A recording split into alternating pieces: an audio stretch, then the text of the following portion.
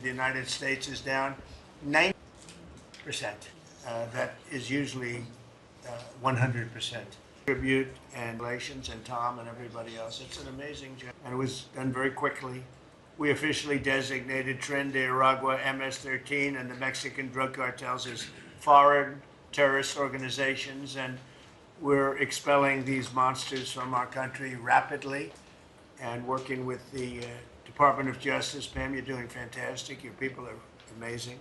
We're having some judge problems that everybody's reading. We're having some judges that don't like, killers, murderers being thrown out of the country. So I don't know what their problem is, but we have a little difficulty. We won on the basis of a great border and of getting criminals out of our country. That was why we won every swing state.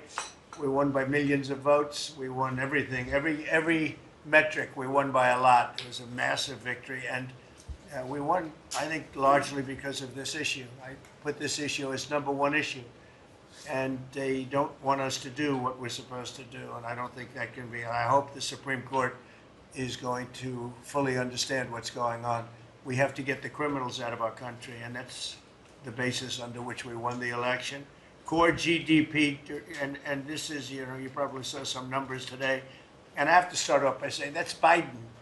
That's not Trump, because we came in on January, this is quarterly numbers, and we came in and I was very against everything that Biden was doing in terms of the economy, destroying our country in so many ways, not only at the border was more obvious, but we took over his mess in so many different ways. Core GDP, removing distortions from imports, inventories, and government spending, was up plus 3% when you add it. We had numbers that despite what we were handed, we turned them around, and we were getting them really turned around. Gross domestic investment was a whopping 22%. Now, that is a number that people are coming in at numbers. For instance, I just walked in, I heard Samsung is now, because of the tariffs, they're going to build massive facilities in the United States. If we didn't do the tariffs, they wouldn't be doing that. So it takes a little while to get those facilities built, but they're coming in with big numbers. They're all coming in with big numbers. We have more money being spent than at any time in the history of our country. We're up to close to $8 trillion, I think I can say. And really, it's going to be a lot higher than that. Those are just the ones that we know about. 8 trillion. I'm not going to say, but I'm not sure if Biden did $1 trillion for 4 years, 1 trillion. But we're at 8 trillion for 2 months, because let's give us a pass on the first month. We were sort of getting a little bit used to things, right? But after 2 months, we have $8 trillion. There's never been a number like that. And that includes chip companies, car companies, every form of manufacturing, high-tech companies. Nobody's ever seen anything like it. So $8 trillion. I can talk about gross domestic product, gross domestic investment. I can talk about a lot of things, but to me, the biggest numbers, the kind of numbers that are, and these people are coming in. Our Secretary of Commerce spent the weekend, he went down to Arizona to see what was happening with the biggest chip company in the world. And he said, Howard, he said, you've never seen anything like it. Amazing. You want to just describe what you saw? So they're investing $165 billion in 1,100 acres in Arizona, and they're building the highest tech chip manufacturing, semiconductors, and 4,000 employees. American tradecraft, right? Technicians doing every kind of work. The classic foundation of America is building it. They had 14,000 people. They're expecting 40,000 people to build the rest of their plants and to employ 20,000 people for the rest of the time. This is all driven. You never saw a site like that. And this is all driven by your tariff policies. No chance this be happening without you. It's going to be about 40% of the chip market from that one section, and this is the biggest chip maker. They have 99% of the market. They come from Taiwan, and unlike the CHIP Act, which was done by Biden, where they hand everybody billions of dollars, the thing they don't need is money. They got plenty of money. What they need is an incentive to come in, and the tariffs, they're building because of the tariffs. Without the tariffs, and I like to say they're building because of November 5th, the election, and the tariffs, but I'm going to be a little more blunt. They're building because of the tariffs, and November 5th gave them the tariff. So it's amazing when you look. And these are not companies that go out and say, well, we're going to build, we have to go get our financing. Let's go. Like we would, in New York, everybody would look, you get a building site and then you'd look around for money, you'd look around for financing for 6 months, you'd get your financing. You'd build your building, the market would be good, you'd make money, the market would be bad, it wouldn't be so pretty, you'd have to negotiate, blah, blah, blah. This is different. These people have so much money, they don't know what to do. I asked Howard, did they finance it? No, they do it through cash. And they say that site, and they just started, they just announced it like a month ago, and they've already started. He said, I've never seen a site like it, so big. So, you're talking about essentially a $50 billion building. Now, if you build a warehouse for $50 million, that's a big warehouse, Scott. But a $50 billion building, that's a lot. They're building the electric, they've become a utility. And I'm giving them the right to become. They're going to build their own electric, they're going to build their own electricity, which they need tremendous amounts of electricity. They're going to build it themselves. Anything they have left over, they'll hook that into the grid. But the grid is old and they're unreliable and bad things can happen to grids. I said, if you want, you can hook into the grid, but that's a little bit risky. Or you can build your own electricity and become your own utility. And they, I think in all cases, are deciding to do that. So it's very exciting, and we have a lot of things going. We took over on January 20th. These are quarterly reports. We took over on January 20th. The tariffs haven't kicked in yet. I know that, and I don't want this to happen, but I know that China is doing very poorly right now. I just saw some reports coming out, and I don't want that to happen to China. I like the president a lot, President Xi. I don't want it to happen. I was actually saddened to hear it, but they are getting absolutely hammered in China. And, they're sending boats, the biggest boats in the world, carrying cargo like nobody's ever seen before. These are the biggest boats in the world, biggest cargo ships in the world. And they're coming and they're turning around in the Pacific Ocean. They're doing a big U-turn and going back because they don't want the goods because 145% tariff. But at a certain point, I hope we're going to make a deal with China. We're talking to China, but their factories are closing all over China because we're not taking their product. We don't want their product unless they're going to be fair with us. And that includes intellectual property and other things. There are a lot of things far beyond just buy, sell. So we'll see what happens. But, I was not, because somebody said, well, were you happy? I said, I am not happy. I want China to do well. I want every country to do well. But they have to treat us fairly also. So with that, I think we're going to maybe go around, and we have some letters where the secretaries and people around the table are making statements about how they're doing and what's happening. And I could start with Pete on the left because he's my least controversial person at the moment. No, they don't know how good he is. So we'll go around the table and you can hear it. And these are cabinet meetings where they're very open and transparent. And I can guarantee you Biden didn't do this. He didn't do this.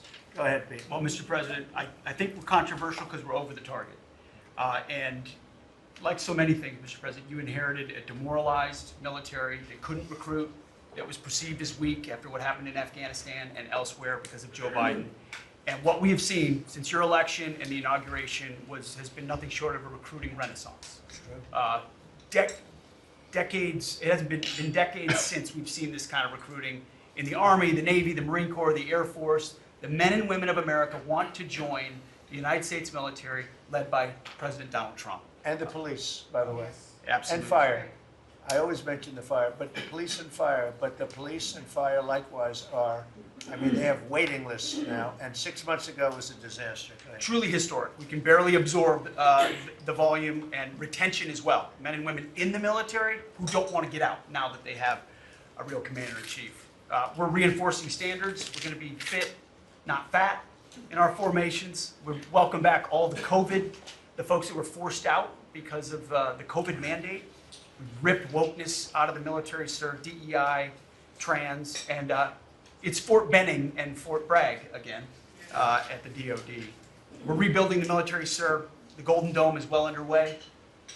F-47, reassuring allies and deterring enemies. We found nearly $6 billion in Doge savings that we're going to reinvest, including $50 billion from the Biden administration focused on things like climate that have nothing to do with lethality and war fighting. And we will have, as you said, sir, the first $1 trillion budget that we plan to spend wisely on behalf of our war fighters. From day one, sir, we've gotten helped get 100% operational control of the border, coming alongside DHS and CBP. We've got 11,000 troops on the border who now, because of the new national defense area, sir, can help detain illegals at the border and hand them over to CBP. It used to be if you saw camouflage on the border, they could hold binoculars, and that's it. And now we can detain and assist, and we're going to get 100% operational control of that border. Our NATO allies know they have to step up. The Houthis in the Middle East are feeling the weight of American power, and we're deterring communist China. So because of your leadership, sir, I believe we're making the military great again. And I thank you. Thank you very much. Thank you. Howard? So I have the pleasure of running the Investment Accelerator, which gets to recruit these companies. And you've never seen anything like the companies committed to building in America. Technology companies have committed over $2.5 trillion to build in America based on your tariffs, right? Sovereign countries all backing, the whole Middle East and all these countries backing their sovereign wealth funds. They all want to invest in America, and they're coming in, again, over $3 trillion committed. So just those two topics, you're at $5.5 trillion, and then you've got the whole pharma industry knows it's got to come home because America pays for all the drugs of the world. So the pharmaceuticals have to come home, right? Autos coming home, industrials coming home. So, we've got to train, and your great Secretary of Labor together and Secretary of Education together, we're going to train the workforce to build America. It's unbelievable. We've got so much, as I travel around, the attention on the Trump Gold Card. I mean, it makes me very popular. Last night, I was out to dinner, and someone came up and said, can I buy 10? And how do I buy 10? And I'm like, that's pretty good. It's $50 million for dinner. So, I was paying for my dinner. The External Revenue Service, right? You've got the tariffs and the hundreds and hundreds of billions of dollars coming in to build the External Revenue Service. That our objective, of course, is to replace the Internal Revenue Service and let those outside countries trading with us, let them pay their fair share to America. And then, of course, you got rid of de minimis. And what happened is these foreign countries were sending in little packages for free and knocking out our mom and pop businesses across America. You put an end to it, and you're going to rebuild the mom and pop and the small business of America. You're their president, and I'm proud to support you. It's very important. De minimis. It's a big deal. It's a big scam going on against our country, against really small businesses, and we put an end to it. Mr. President. Please. So, CAFE standards, we have the fuel economy standards on vehicles that are going to go to 50 miles per gallon. We are going to rewrite those standards, bring it down to something that's far more reasonable. Elon's fine with that, I hope. But it's going to drive down. It's going to drive down the price of a car in America, making cars more affordable for families. Also, Biden had the social cost of credit when we build infrastructure, roads, and bridges, adding 3 to 5% on infrastructure costs. We've gotten rid of the social cost of carbon, driving down the cost to build roads and bridges across the country. We have what is called follow the law. So we have so many states and municipalities that don't follow the law. So whether it's DEI, discriminating against Americans, whether they give illegals driver's license, or their sanctuary cities or states, if you don't follow the law, if you're giving license to illegals, if you're having DEI policies, we're not going to fund your projects. So you got to certify in your state or in your city to get road and bridge money or rail money that you're actually following the law, which includes the executive orders from you, Mr. President. We're cutting back funding. We send research money, Mr. President, to universities to do research on more equitable and sustainable transportation systems. Projects that'll use data and public opinion to inform policy and infrastructure and technology benefiting diverse communities, including women and gender non-conforming people. Just stupid wastes of money. We're pulling that money back from universities. We should do good research if we're doing research in universities. And then one last thing, air traffic control. We don't have enough air traffic controllers. We're about 3,000 short. We're working on an agreement with the union, so when controllers become retirement eligible, we're gonna cut a deal to try to get them to stay longer, to stay in the tower. And then we have a plan to put more butts in seats in Oklahoma City, so we can get more students through the academy and into towers as well. It's gonna take us a while to do that, to train them up, but we're in the process before our 4 years are done. Well before that, we're gonna be at full capacity. Joe, do you want to tell them about, I think we have to bring it up. We have very obsolete equipment for air traffic controllers. The equipment, the towers have horrible equipment. It's been renovated for years.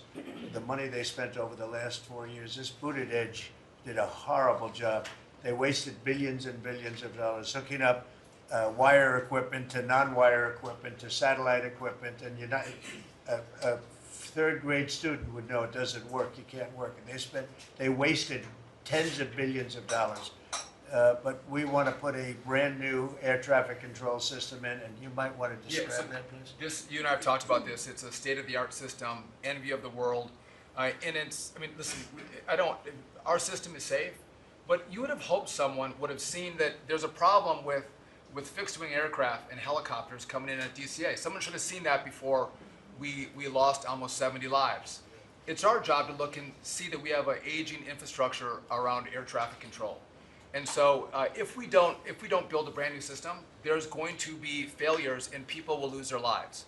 And so we need the help of Congress to help fund this, but it's going to be all brand new. And after you build a brand new system, we have the bedrock and the foundation to actually build on top of it. But no one has done this, Mr. President.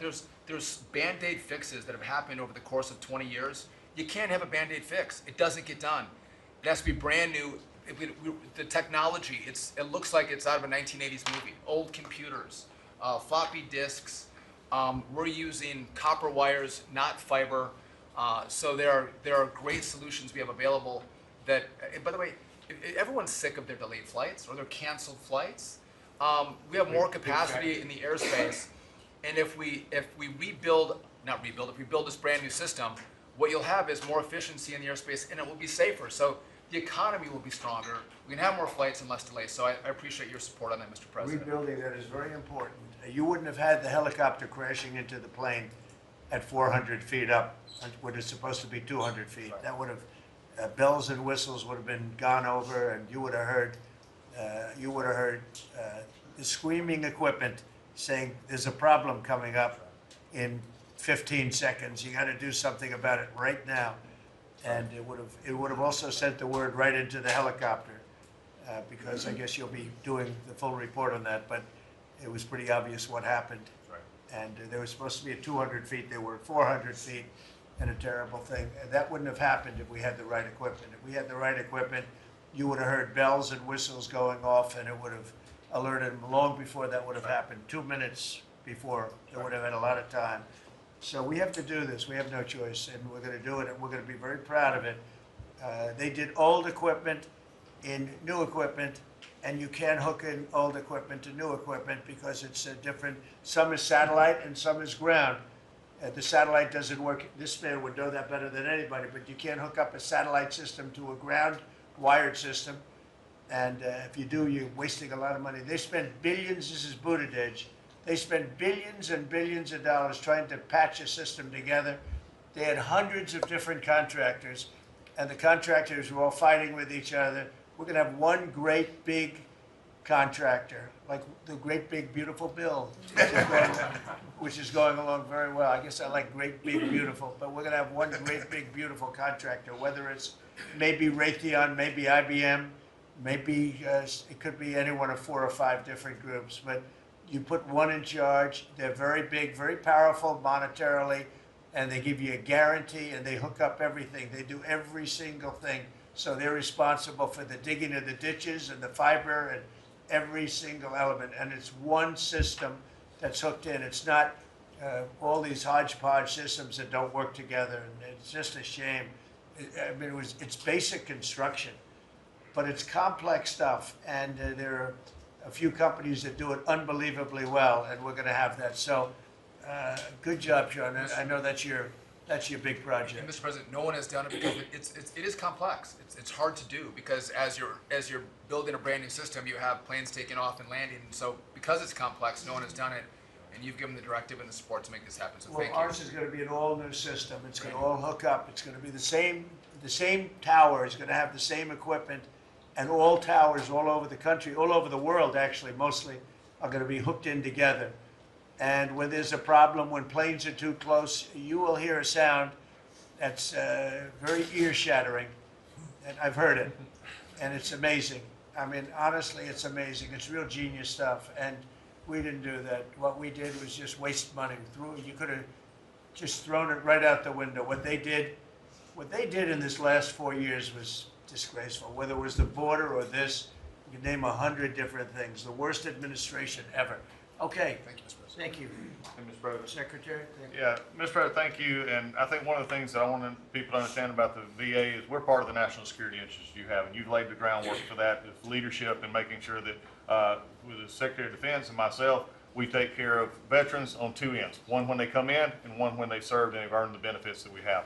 And one of the things is if we're not doing our job on our end, then the recruitment and all goes down on the other end because we have a full spectrum. That's what leadership is about. What we found, speaking the last 4 years, is we found an administration that wanted to throw money and people at problems, but they didn't want to put leadership in. They just put money and people at it, and we saw wait times stay the same. We saw issues of suicide rates, death by suicide, not change. We saw a homelessness issue barely go down. We saw disability claims skyrocket when you took place over 250,000 back dislodged, which we're already bringing down almost 40,000 so far just in the last couple of months. But we've also put back what you, and I was in Congress when this happened, and I was glad to see it. The Mission Act is back front and center at the VA. We're actually doing community care. We're actually giving the veteran the choice that they've earned and they've deserved, whether they can get their VA care inside our facilities or in the community. It's their choice. It's VA care. We're going to give them the highest quality care wherever they want to go. Also, we're expanding out options for treatments and others for those that are new. We're experimenting and looking at new counseling ideas, all new drug techniques that we can help with PTSD, TBI, the things that are affecting our veterans right now. But also, we've taken the leadership to take people and bring them back into work where they're actually communicating. They're back in our offices. We put thousands of people back in. We're processing more claims daily than we were in the last little bit, hit 1 million before has ever happened, and we're actually bringing it down. And I've actually taken our deputy secretary, and he is actually having a strike force now to bring down that disability claim, plus our regular work that we're having done.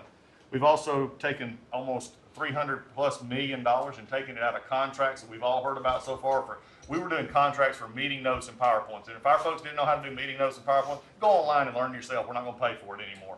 And we took $360 million and put it back into community care and also our health records management system that we have. We've opened 6 new facilities just in the last little bit for all the media who wants to talk about how we're hurting healthcare. We just opened 6 new facilities.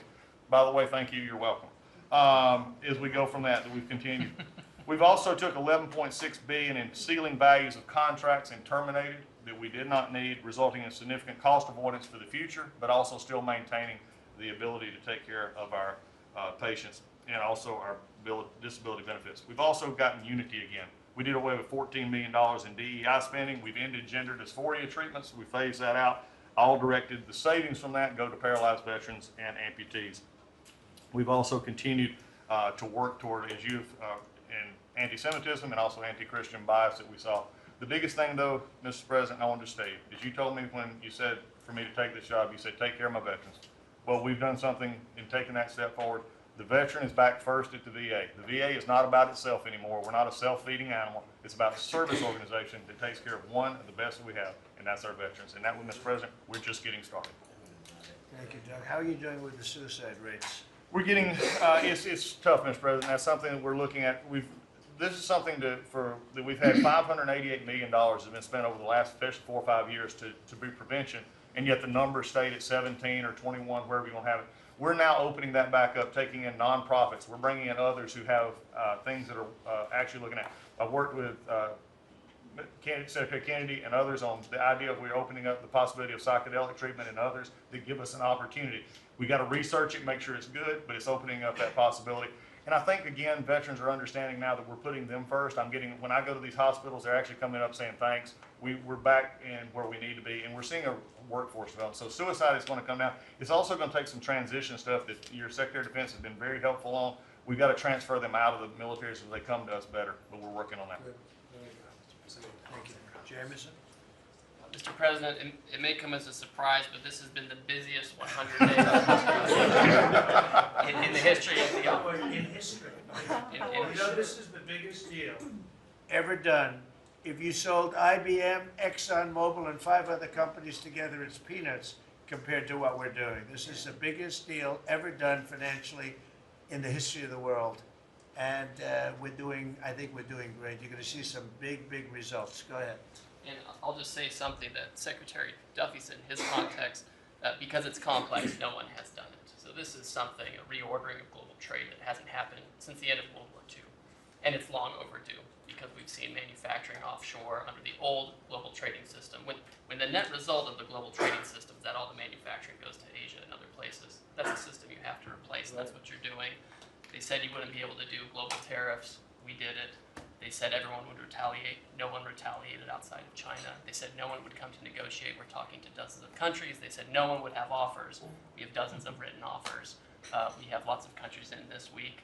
This is like a break for me to come. And not You have the list that you showed me sure. with all the countries that want to negotiate. They all want to negotiate. They want to make a deal. Don't zoom in on this.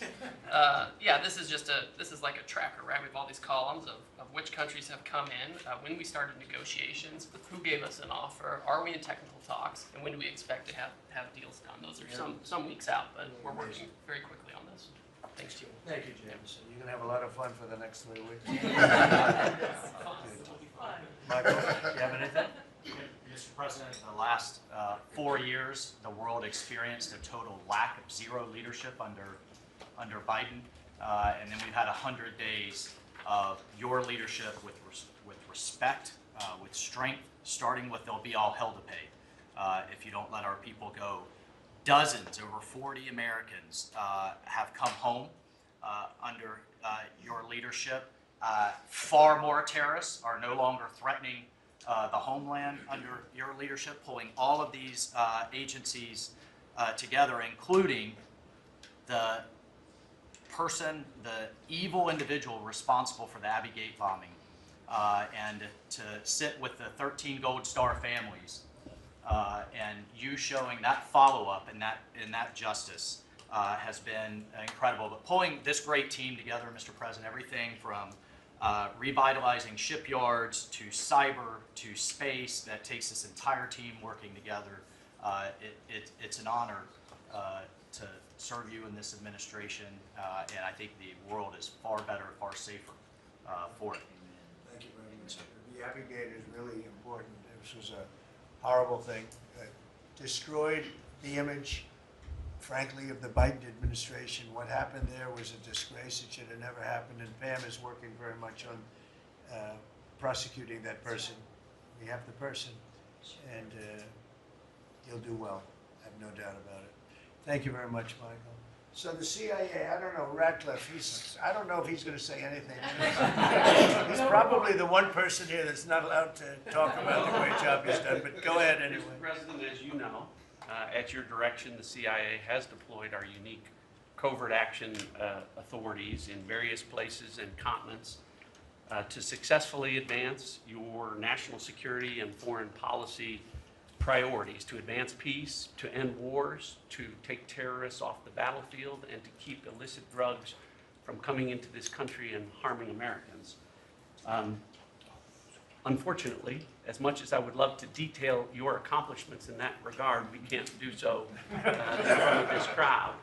But you and I both know, Mr. President, that you have had a profound positive impact on America's national security posture, and Americans are safer because of your leadership. What I can talk about publicly is, as has been mentioned, the CIA provided the intelligence that led to the apprehension of the Abbey Gate bomber, who is now being prosecuted by our great Attorney General and providing a measure of justice to those 13 families that suffered as a result of that disastrous Afghanistan withdrawal during the last administration. In addition, at your direction, Mr. President, the CIA has negotiated and secured the release of Americans like Mark Fogel and Ksenia Carolina, who have been wrongfully detained, sending the message that you will forget about no Americans that are being held in other places unfairly and unjustly. And finally, Mr. President, the CIA is being restructured at your direction to focus on our core mission and to eliminate the well-documented politicization that has taken place in the intelligence community from bad actors in the past, to focus on our core mission and to make America safe again. Thank you for the opportunity, Mr. President. Good job. You're doing a great job. Thank you very much. Russell? We're obviously involved in a number of budget bills that are moving, trying to make sure all of your priorities are reflected in the reconciliation, working on our upcoming budget. Wonderful job by the entire cabinet on that front. Details soon on that front. Sending up rescissions bills to Congress for things that Elon has found. But the regulatory aspect is something we don't talk about enough. And right now you've given us a goal of 10 for 1. We are working right now with all of the agencies to rack up how big of a deregulatory agenda that we can have. When you came into office, you basically stopped $200 billion in costs to American families just by stopping the Biden regulatory agenda. That's about $2,000 per family. We think when we're going to hit these 10 for 1 goals that we could be in the neighborhood of about $900 billion in savings to American families that would be substantially bigger than that $2,000 number. And the point that I would make, in addition to just savings cheaper to the American people, there's an aspect of wisdom when you're enforcing these rules that comes into play. And I'm your regulator for the Consumer Financial Protection Bureau, and we found this small mortgage lender in Chicago. His name is Barry Sterner. He had a firm called Townstone, and CFPB had gone after him because he complained about crime in Chicago, literally the same thing that the Democrat mayor had talked about, and they came after him for 7 years on a redlining disparate impact claim and ruined his life. We overturned that. We apologized on your behalf to that individual, and we basically, without having to go through notice and comment, we ended the policy that set that in motion. And so that's happening across these agencies with how they are using their enforcement discretion, and it will only continue based on the stonewall of backing that you've given us to make these hard calls. I don't think they're actually that hard, but no one's done it to this point, and we were able to go forward and do that because of the backing that you've given us. So maybe the biggest thing we're working on, maybe bigger than tariffs in a certain sense, is we call it the one big beautiful bill. And that's wielding its way right now through the Senate. And John Thune has been actually amazing. And the speaker has been so great, Congress. Mike Johnson has been really, two guys they get along great, and it's just been a beautiful, unified attack, really, because we have to attack because the Democrats are trying to stop it at every turn. It would mean a 58% tax hike if they were successful, and lots of other bad things beyond the tax hike. But with us, it'll be the biggest tax cut in American history. How are we doing with the bill? We're doing great. We're day in, day out, hour by hour negotiations to make sure your stuff is in there, and to make sure we have the border resources, the defense resources, and to save the American people some tax money and make sure all those tax cuts that you ran on are in there that help get people back into the workforce. And I think we're making a ton of progress. I think we're doing well. Like I said, the biggest tax cut in the history of our country. And it would be the biggest tax increase if the Democrats are successful. They're the only people I've ever seen running for office where they want to increase taxes, but this would be a 58, maybe a 60% tax increase, unsustainable for the American people. Thank you very much. Great job. Susie, the most powerful woman in the world. I agree with that. I agree. I'll be brief so you can hear from these amazing people. Congratulations to everyone on 100 days. That's been it's unparalleled in my memory and best I can tell ever. But it hasn't been busy for busy's sake. The president's promises made to the American people have been kept time and time and time again. You all have been out there spreading the word with community groups and states and media. It hasn't gone unnoticed, and let's work hard to the next 100 and have equally as much success then. Thank you. And you've done a great job, Susie. I think everybody agrees. Do you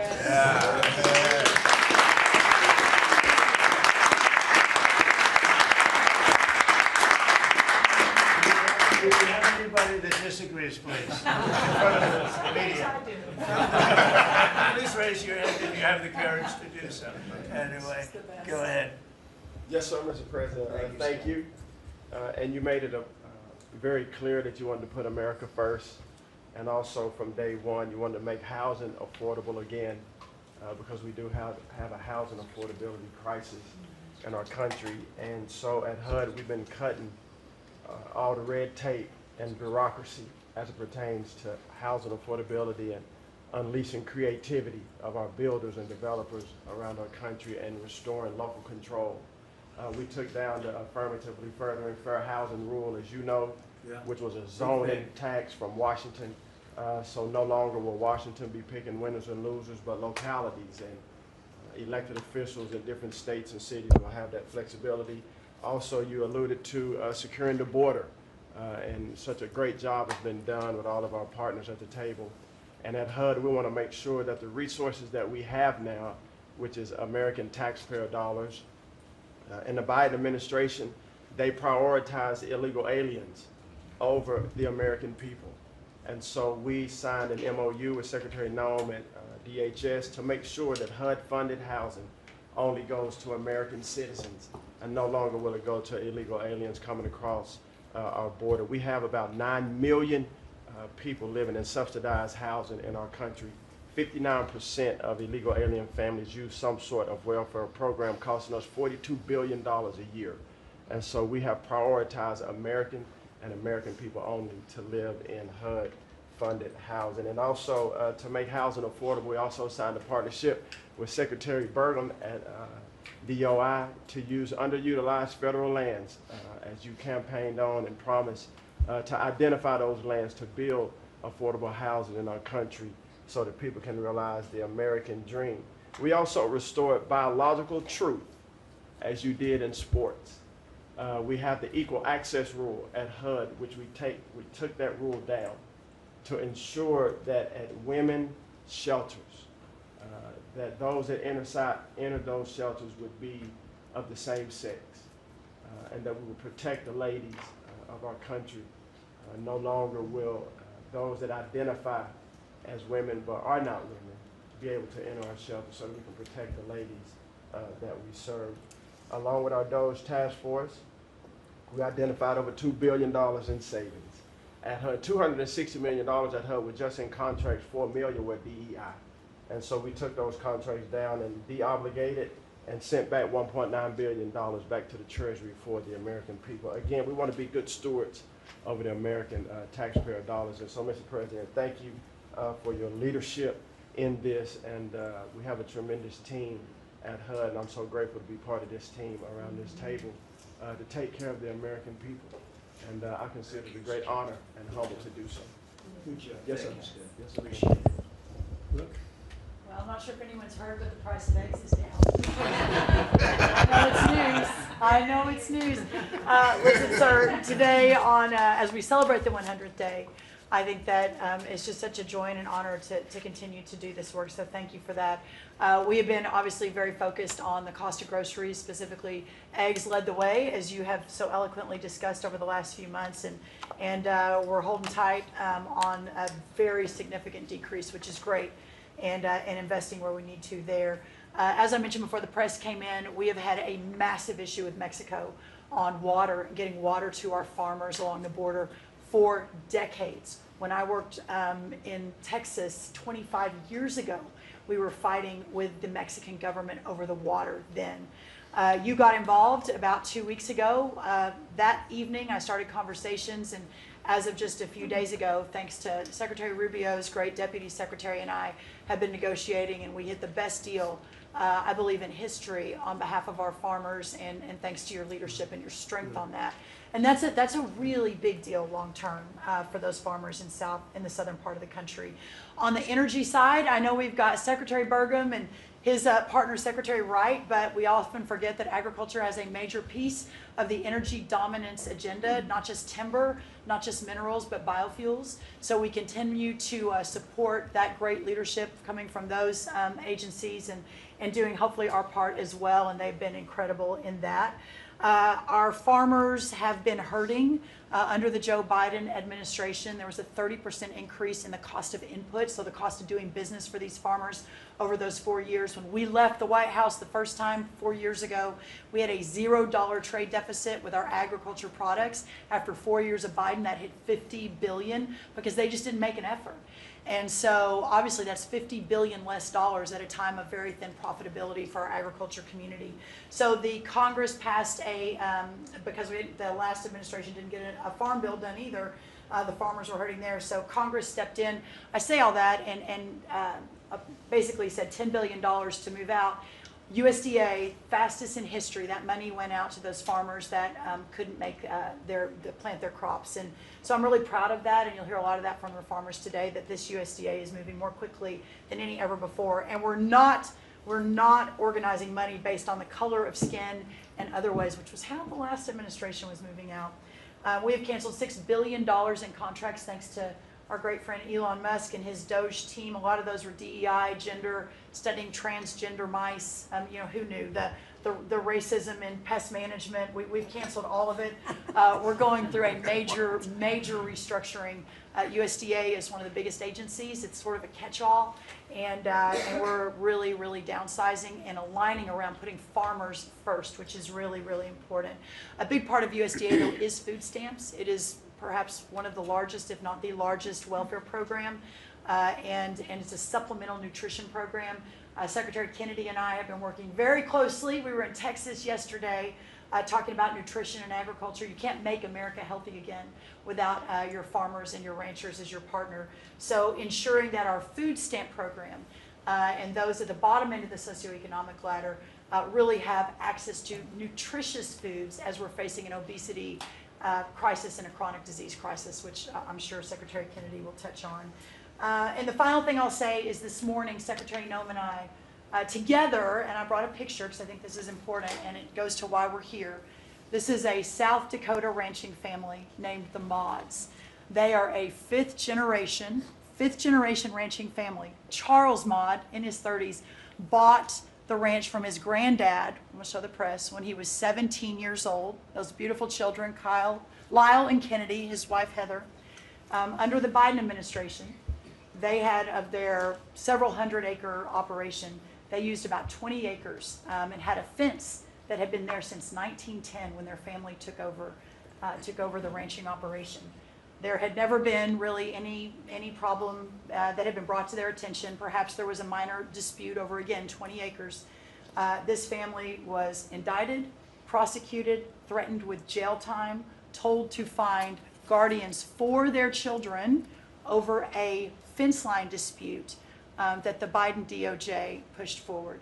So this morning, on the steps of the U.S. Department of Agriculture with Secretary Noem, who was their governor, as the governor of South Dakota, which is where these great people are from, all criminal charges were dropped, and really appreciate the Department of Justice. It was a really big day as we sent the signal that the over-criminalization and using government, and you know this better than anyone because you were in the crosshairs for so long, that those days are over and the regulation through prosecution is no more.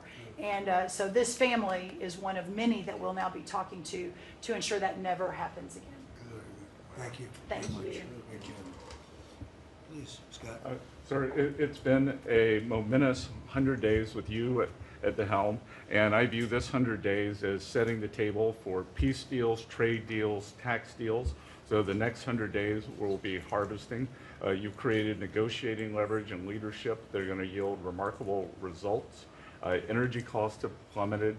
Mortgage rates are down, food costs are moving lower, and American families are finding their financial footing again. I had a group in today. America, under your leadership, is on the verge of becoming an AI superpower. that our economy had become barbelled.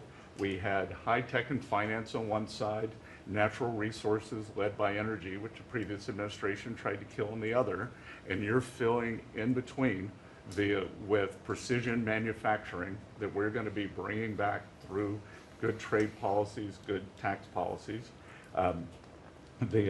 Under the Doge at Treasury and the IRS, cost, tech support, and efficiency have increased. We have the IRS revenues are up, and thanks to the young man sent over by Doge, the IT update that began in 1990, which was begun before he was born, is going to be finished during your term. So trade, you couldn't make it up, trade, taxes, and deregulation, the one big beautiful bill under your leadership. Speaker Johnson and Leader Thune have done a great job, but they have you as the closer on many of their members. And I'll just close by saying economic security is national security is economic security, and it's never been better. We're rebuilding it, and as I said last week at the IMF and World Bank conferences, America first does not mean America alone. Under President Trump, it means leadership. Man, well said. Thank you. Are you busy enough? He's doing a great job. Thank you very much. Mr. President, thank you, and thanks to the cabinet. So at the risk of insulting everybody else at the table, I believe that I'm the youngest member sitting at the table. And it occurred to me that from the time that I was born to the time that Donald J. Trump was inaugurated just a few months ago, we went from, again, 40 years, we went from the world's manufacturing superpower to one in which we depend on the People's Republic of China to make the things that we need. We went from the proudest military in the world to one in which we failed to meet our recruiting goals. And we went from one in which bipartisan border policy was the consensus of both Democrats and Republicans to one in which we allowed 20 million people to run roughshod illegally over the countryside, causing crime, causing a stress in the welfare system. And again, that happened over the lifetime of the youngest member of the cabinet. And what has happened in 100 days is that we've started to reverse every single one of those negative trends. And I think what it shows to me is that the president, and you sit in the Oval Office and you see these portraits of presidents past, and let's be honest, most of them have been placeholders. They've been people who have allowed their staff to sign executive orders with an auto pen instead of men of action. And the reason the media attacks this administration as chaotic is because the president is solving the problems the American people set about to solve. He's actually doing the things that he promised that he would do. And Mr. President, it's been an honor to be part of it for the past 100 days. And let me just make one other observation because it's interesting. I've seen the data, I've monitored it, I've looked at it, but the most underreported fact of the first 100 days is that we came in with a massive recruitment shortfall.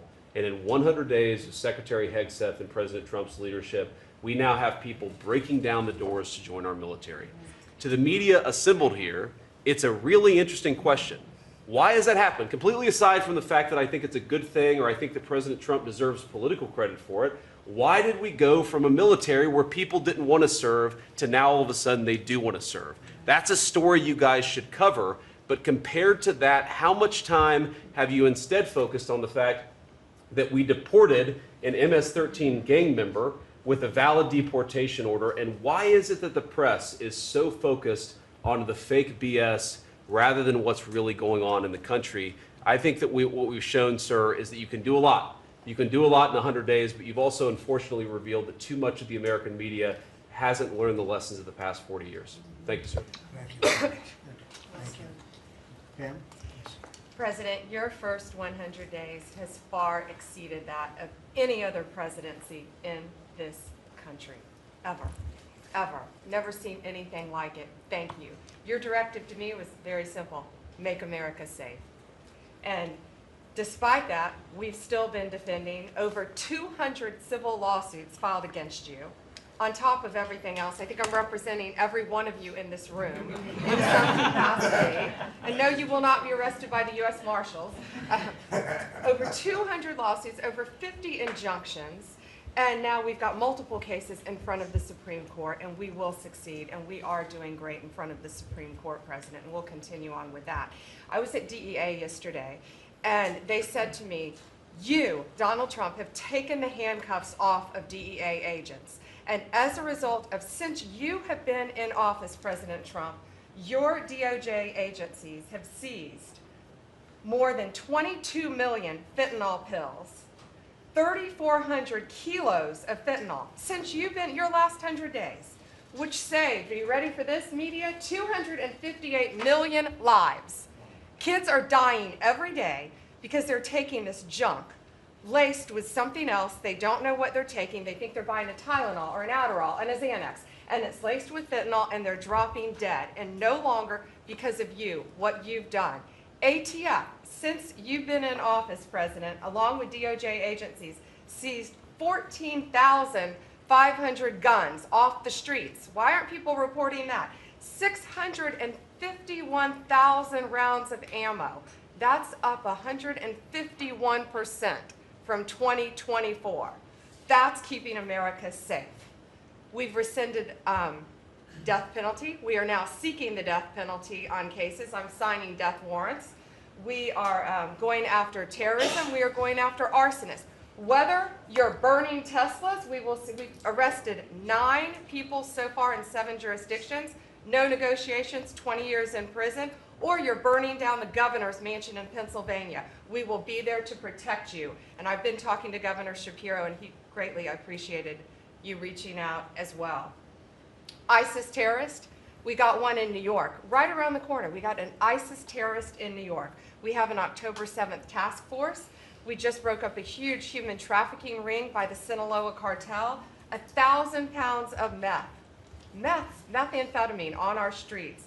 Ton of fentanyl, 20,000 Molly pills. Those are the drug of choice among at clubs and bars for young kids. They were fake, but you know what they had in them? Fentanyl. That's 20,000 lives saved because of you, right there. We brought back 29 cartel members from Mexico at your direction, and one killed the Kiki Camareno, a DEA agent, in 1985, and many of us got to talk to his widow and his son, who is now a judge. And they started crying. They have tried to get that guy back forever, and thanks to so many of you in this room working together, they have justice. They were crying on the phone because of what you did, President Trump. Thank you. We're going after anti-Semitism. We're unleashing everything you told us. No more DEI, no more weaponization. We have rescinded, as I said, 200 policies. And I could go on all day long, but we are doing everything in our power to keep America safe at your direction. Thank you. Thank you, President. You're really doing a great job. Thank you very much. Okay, let's go. Nice to see you, Mr. President. Well, first of all, I think what you've heard amongst this team is the leadership, because it's given us the latitude really to collaborate amongst each other. Not only in this room, as Jameson mentioned, we kind of get a break for a couple of hours here, but we stay in contact actually every other day that we're working for you. And I think what that says is, I was speaking to, for instance, the Farm Bureau of Texas yesterday. I'm not the Ag Secretary, but it matters to the workforce. I'm working with the other secretaries, Letnick and McMahon, on education and the workforce investments that you've asked me to do. Because as you've come in and negotiated these great repatriation of these companies and the investments, we're going to need that workforce to build back this economy. And I couldn't see that more as I've kicked off my 50-state tour. We've been in 5 states so far. We'll finish all 50 states by the end of the year. And what we're talking to is the American workforce and these companies about what the market demand is. That's the difference, that we finally have made that connection. What do they need? How quick do they need it? And how fast can I get these either apprenticeships toward that million that we've put that lofty goal? We've already added 80,000 new apprenticeships already just since January. So at the Department of Labor, that tour has kicked off, and I couldn't be more honored to be on the ground and see my colleagues that we're passing in the skies, but we're on the ground together because we're all collaborating together. One of the things that we're talking about, illegal immigration, I have put states on notice. I warned all 50 governors that if they continue to reward illegal immigration by treating unemployment benefits as a handout, they're going to lose their federal funding as well. We can no longer continue to give unemployment insurance to illegal immigrants, and so I've let those governors, and I sent out that letter last week. We also eliminated discriminatory DEI offices within the department, specifically the Office of Federal Contract Compliance Programs. Most of our federal contracts were really just to focus on DEI enforcement. We were really punishing a lot of these companies. If they weren't compliant, they weren't going to have a federal contract. We've let go of that program completely. $4.4 billion in unspent COVID funds came back to the Treasury from the CARES Act.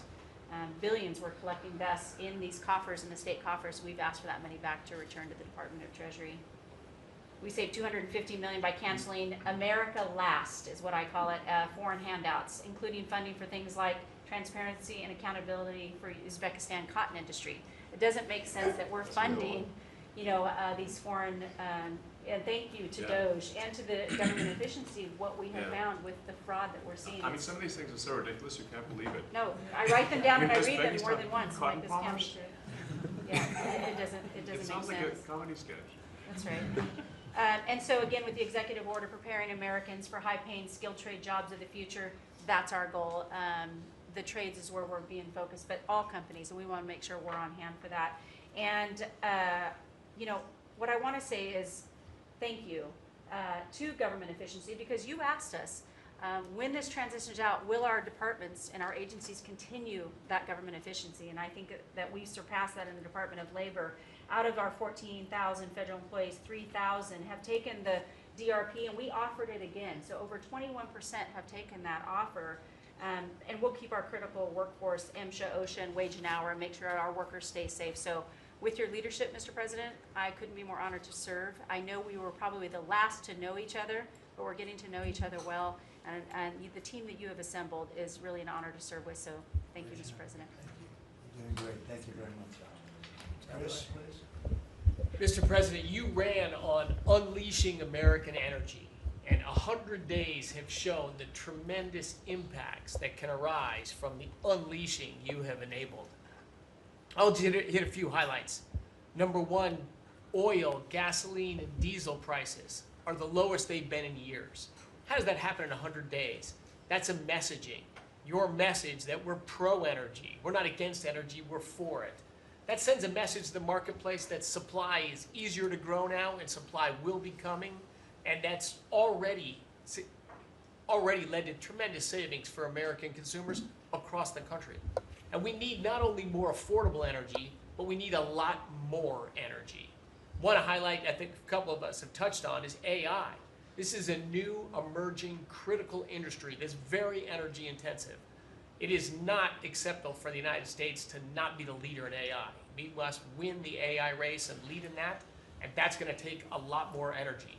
If you had not won election, we would not have won the AI race. Full stop.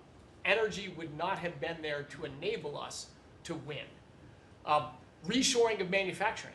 These trillions of dollars you led off with, it's going to come back to our country to make chips, to make steel, to make automobiles, to make artificial intelligence, to make all of these industries we've outsourced. That's only going to be possible with way more American energy. But we have that energy. We have those resources. We have those businesses. We have those capitalists. We just need to stop standing in the way of them and follow the lead you've set, which is to enable them, not to subsidize them, not to help them, to enable them to invest American money and create American jobs here. Regarding our balance of trade, the second largest export of the United States is liquefied natural gas. Second fastest. In the next few years, it'll be our largest export in our country. But yet, 18 months ago, the Biden administration had said, we're going to stop issuing permits for new LNG export terminals. That's just nuts. That's a great competitive advantage we have, huge balance of trade driver, a huge industry just coiled and ready to go. I just came back from Poland last night.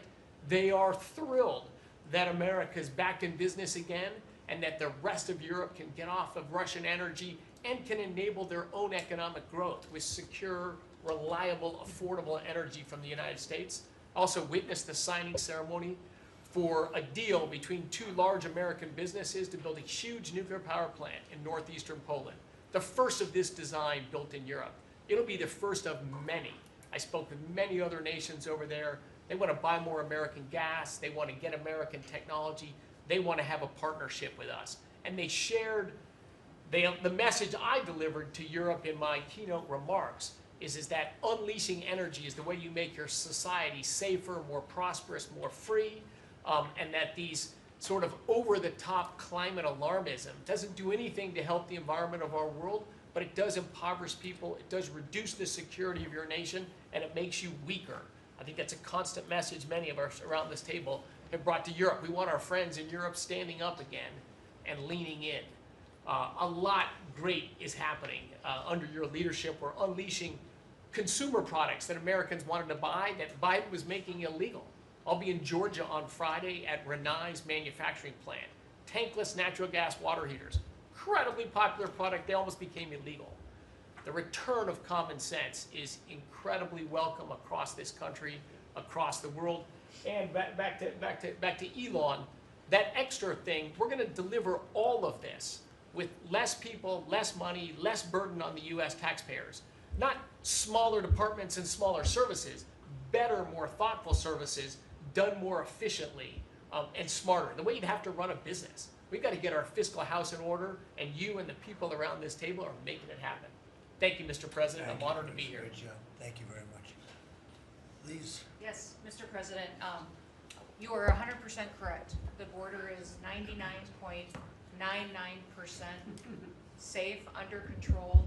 You have completely reversed the entire situation. In fact, the day before yesterday, I was down in El Paso, and those Border Patrol agents are so impacted by how you have changed things in a year. They have put up huge pictures that say, under the Biden administration, the mobs of people that were pushing through razor wire and trampling children, and the chaos and the violence that was happening at that same location, they have a picture there that says, this is what the Biden administration looks like, and this is what the Trump administration looks like. It's peaceful. People who do business between Mexico and America are coming through. They're doing it legally. They're following the law, and it's all because of what you've done and what you've empowered them to do.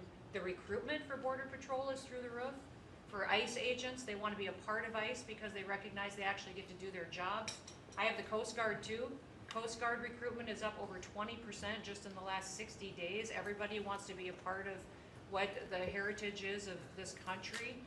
We've repositioned the entire Coast Guard fleet to focus on border and drug interdiction. As we've secured the border, the cartels have gone to the water and are going out in maritime waters to move their drugs into this country. The Coast Guard just in the last 2 months has taken into custody over 126 tons of cocaine, millions of doses of fentanyl. It's just amazing, and the aliens that they are deporting is incredible too. We've been working with all of them. The one thing that I want to point out is the fake news has been saying that Biden deported more people than you, and it's an absolute lie. And they're letting the Biden administration get away with manipulating and cooking the books. What they're counting for the Biden administration is every single person that came to that border that they processed and let into this country. They're allowing Biden to say that was a deportation, just by processing somebody and letting them come into the country. It's absolutely false. It's not true at all. You have deported over 250 known terrorists. You've deported thousands of foreign terrorist organization members and gang members, hundreds of thousands of people that were in this country illegally. We've collected $30 billion worth of tariffs through CBP, and we've also collected millions and millions, hundreds of millions of fines and penalties from people that have overstayed here in this country. So I just want to thank you. You've been a game changer. I want to thank Pete for his leadership at DOD and what they've done. I want to thank Marco for his diplomacy and getting us travel documents into these countries. Mexico has finally come to the table and now is going to take a lot more people that we're able to send back to that country. And the president of Mexico told me, sir, she turned around over 500,000 people in Mexico before they ever reached our border. We should be counting those as deportations because they never even made it to the border because she turned them around because you forced her to. So those are all people that never even came here because they got the message because you were so aggressive. So thank you for what you're doing. And every day we get to get up and do jobs that matter, and we appreciate Tom that. Holm is doing a great job. Oh, yeah, Tom's a great messenger for us. He just, Great. yeah, he's hardcore. Yeah, Good job. thank you. He is hardcore. Yeah, he is. No question about it. Kelly? Mr. President, it's such an honor to serve in this administration, and on behalf of Main Street America, for our 34 million small businesses that make up 99% of all businesses in this great nation, I have to tell you, under your leadership, Main Street is open for business again. They're thriving and they're investing. And the data that we have at the Small Business Administration, the loans that we're putting out, a record 26,000 loans in your first 100 days means that 2,000 small businesses each week are receiving that funding, that investment in the future. Small businesses create 2 out of every 3 new jobs in this country, and we've already seen under your leadership the jobs economy is back, manufacturing jobs are back. We've seen a 38% increase in manufacturing loans. We put out 1,500 manufacturing loans in your first 100 days. We saw startups increase by 54%, and we saw businesses under 5 people increase by 95%. So your leadership on the economy matters to every region of this great nation. I'll tell you on the manufacturing front, I'm not on a national manufacturing, 250 manufacturers, and as I walk through the factory floors, they all ask me to thank you for fighting for their jobs, for these industries, and for the people who are creating things from pharmaceuticals to aerospace, to food, and all these essentials that this nation needs to be independent and strong. And to that end, I'm working with Congress. We'll be announcing tomorrow an upsizing of our manufacturing loans to make sure that that economic engine, because 98% of all manufacturers are small businesses. It's incredible to walk through these factories that are really creating what you had in your first administration, the blue collar boom. It's now a new collar boom because it's the intersection of technology and manufacturing and what they can create for our war fighters, for our aerospace, for pharmaceuticals, with less than 300 to 500 employees, sometimes 100 employees. I was at a factory in Georgia on Monday that is creating machines to help with the Iron Dome in Israel. Less than 50 employees. This is the engine of our economy. It's the heartbeat of our communities. It's the small businesses that helped elect you because they needed your economic agenda. So thank you, Mr. President. It's such an honor, and congratulations on an epic 100 days. I do have to thank Elon. I do want to note we just cut $3 billion in contracts because of Doge's work. That's $3 billion that hardworking families that won't have to work until April 15th to pay for the waste, fraud, and abuse that we continue to find in this government on behalf of taxpayers. So again, thank you, Elon. Thank you. Great job, Kelly. Thank you very much. Elon, I love the double hat, by the way. He's the only one that can do that. Get away with it. Well, Mr. President, you know, they say I wear a lot of hats. And as you can see, it's true. Even my hat has a hat.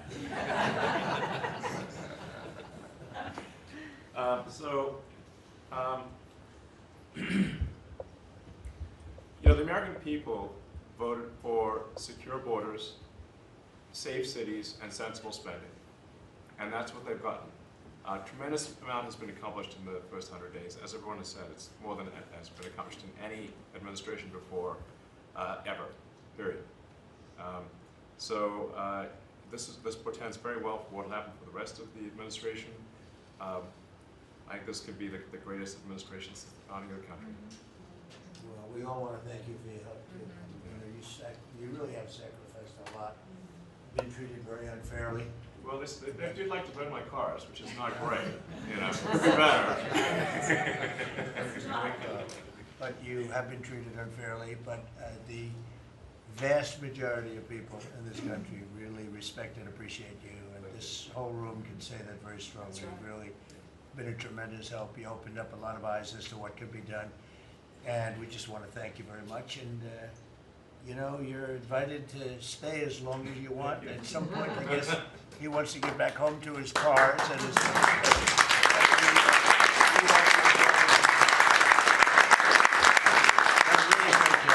You've done an incredible job. $150 billion. Think of that. Yeah. 160 now. Yeah, 160. They said, oh, it could have been more. And a lot of stuff is being worked on. That number could be doubled and even tripled. A lot of things are being worked on that we don't count yet because it's not quite there. But you've done a fantastic job, and we appreciate it very much, Elon. You know. Thank you, and it's also an honor to work with your incredible cabinet.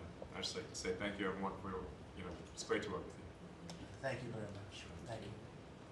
Kelsey? Mr. President, congratulations on this truly historic first 100 days of your administration, really only made possible by your focused leadership on delivering the mandate the American people gave you.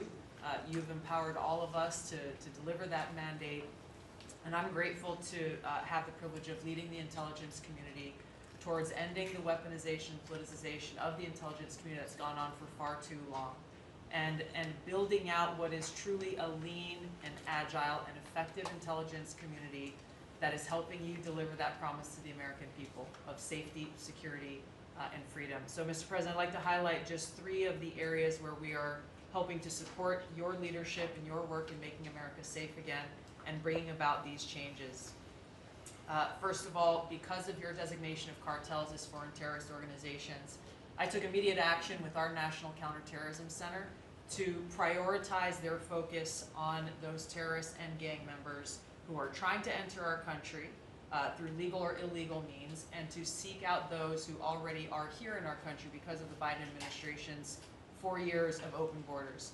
We've been working very closely with your great Attorney General's team at the DEA to get these known cartels into our systems, to be able to stop them at the border, and turning over names to Department of Homeland Security and the FBI to be able to find those who are already here in our country. Just the other day, we found 700 alien terrorists who have ties to MS-13, Tren de Aragua, and the Sinaloa cartel. Just yesterday, our NCTC identified almost 600 individuals with ties to other terrorists who came through our borders illegally, claimed asylum, and under the Biden administration were paroled here within our borders. Secondly, Mr. President, like too many organizations in the federal government, the ODNI has become very bloated with too much waste and abuse going on within the organization. We've done a few immediate steps. We are doing more. The ODNI is 25% smaller and more lean today than it was when I walked in the door and when you took office. Secondly, we have just this morning actually shut down a human capital office. As soon as you issued the executive order to stop all DEI activities, we did that, shut down the DEI office. We discovered this human capital office that was essentially a slush fund for DEI initiatives, hidden under the guise of human capital, that closed down this morning, saving taxpayers $150 million. We'll soon be announcing an additional $2.6 billion in savings with other programs and contracts that do nothing to ensure our national security interests. And lastly, we're working every day to hold the deep state accountable, to end the politicization, weaponization of the intelligence community. This past week, I sent 3 criminal referrals for illegal and unauthorized leaks to the media of classified intelligence for prosecution. We have 11 more that are under investigation. We've revoked, at your direction, 67 security clearances, and we continue the work of declassifying documents, as we have already around the JFK assassination. We have more coming for the assassination of Bobby's father, Senator Kennedy, and MLK assassination. And we continue our extensive investigations around exposing the very serious issues we have related to election integrity, illegal abuses of FISA, Crossfire Hurricane, and others. Mr. President, under your leadership, we are working every day to bring about that transparency and accountability that the American people deserve. So thank you for the opportunity. Great job. Thank you very much. Lee? Mr. President, at the Biden EPA, the Green New Deal was raging. At the Biden EPA, we saw billions of tax dollars burning. At the Biden EPA, we saw industries suffocate. But at the Trump EPA, the Green New Deal is dead. At the Trump EPA, we know that we can both protect the environment and grow the economy. At 13 pages of accomplishments from our first 100 days in here, and in it, part of it is 100 environmental accomplishments at the Trump EPA. You don't have to take my word for it. We released it to the media this morning. Every single day that President Trump is in this office, there will be a major environmental accomplishment. Every single day of the Trump administration. At the Trump EPA, We're also launching what is the largest deregulatory action in the history of the country. We're going to be giving our director of the OMB a whole lot of work because we inherited a big mess from the Biden EPA. And working with Elon and Doge, I've canceled now $22 billion worth of grants. Now today is a special day for many reasons. The biggest reason why we're here is that this is the 100th day of the most consequential, historic first 100 days in the history of this country. Today, while we're here, the House of Representatives is voting on Congressional Review Act bills, considering the EPA waivers that were given to California's tailpipe emissions, where California set their own standards. But there should be one national standard, and right now, Congress, on the House side, is going to be voting on that today. On a personal note, while this is a bit outside of the EPA jurisdiction, today is my last day serving in the United States Army. And I first signed up towards the end of the 90s. And I've had a chance to see a lot of national security teams over the course of the last 27 years. There has never been a national security team ever assembled that had the backs of our warriors like this national security team right now. And we have never had a president so deeply committed towards ending foreign wars instead of starting new ones. There's a reason, Mr. Vice President, why everyone is racing to join our Department of Defense. We have a Secretary of Defense who, with all due respect to our great president, would probably rather be swimming with Navy SEALs right now, be running somewhere in the Middle East with our service members. And from our Secretary of Defense to our Secretary of State, our Vice President, and more. I just want to say thank you as a veteran of our military for assembling what is the greatest national security team that I have ever seen in my 27 years associated with the United States Army. Has Pete signed off on this retirement leave? Is that... Welcome to the VA.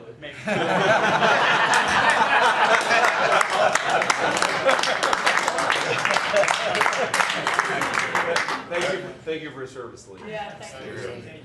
You're doing a fantastic job. We appreciate it very much. So, well, Mr. President, I don't think I have ever worked so hard to try to fire myself.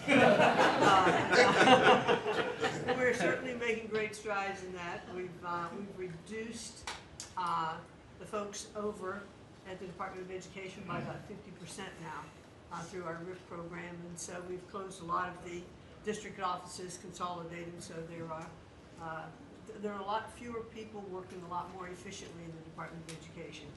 The commissioners of education in every state, and I was at a meeting with them not too long ago for not only our states but our territories. They are thrilled with the opportunity now to be able to have more control over the education in their states, to get rid of a lot of the red tape and regulation that's kept them from doing what they're doing. So we're seeing, I think, great improvements. We'll see test scores, I believe. It'll take a bit for them to be able to go up, but I think now that they're going to have the opportunity to put in their own programs, we'll see that grow. At the same time, we've been focused on higher education for our universities. We've returned proper enforcement of Title IX protections to schools. We have stopped funding to Columbia, for instance, and some other schools for not only Title IX but Title VI infractions. And those are moving along. I think we've brought people to the table. They know that you're serious. You meant what you said. They're going to make changes. They're making their campuses safer again. Anti-Semitism was just out of control in many of our universities. And so some tried to, in fact, Harvard is sued, and they're saying that it's, First Amendment infraction. No, this is civil rights, safety on our campuses for our young students, who are there. And with Pam's help and the task force that we formed with HHS, with GSA, with other agencies, we're going to make sure that our campuses are safe. And so there's a lot of good work going on.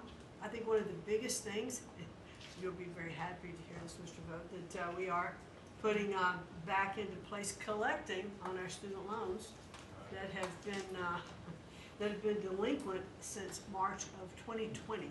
Been no effort to recollect on those loans. So as of May 5th, a letter goes out that the loan recollection is beginning again. So for those people who have borrowed money and who've not been paying.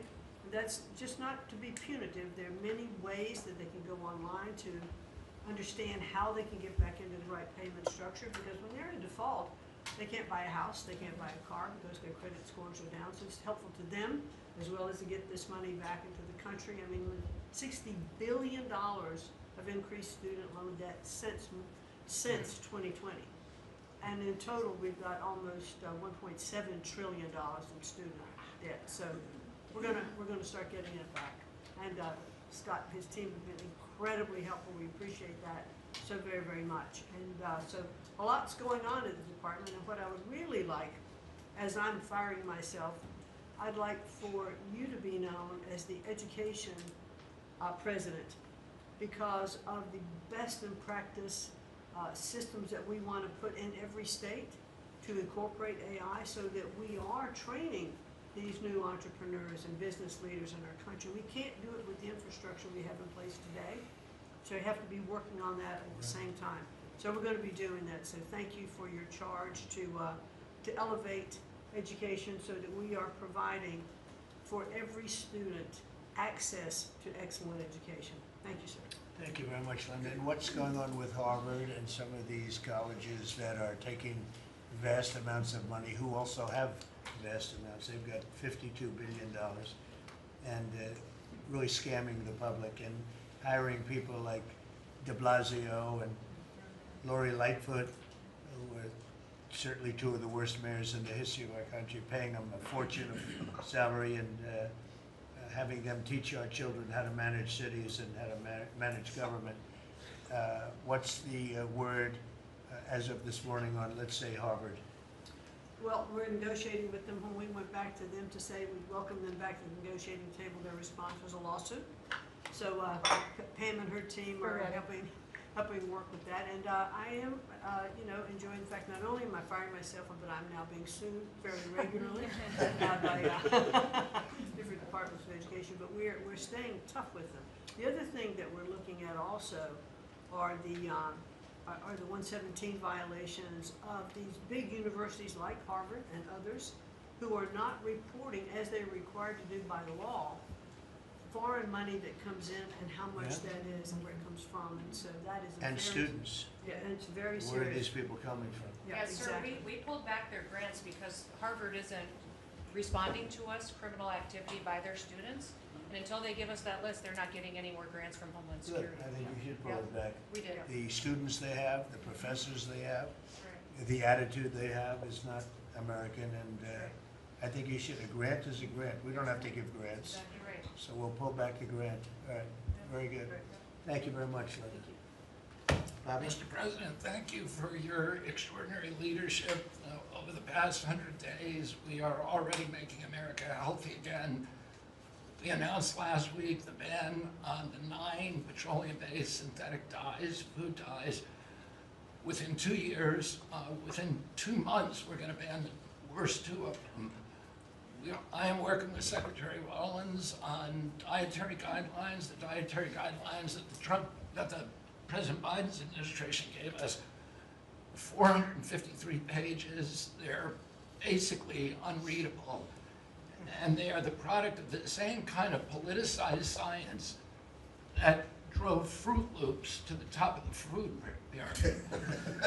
And we're going to do real science, gold standard science. We're going to develop we have till December to do it, but we are working very, very fast together. We're going to get it done by the end of the summer in time to drive change, major dramatic changes in the school food, the school lunch programs over the next school year. I'm working also with Secretary Rollins on the SNAP program and to get sodas and candy off of the food stamp program. 10% of food stamps go to the SNAP.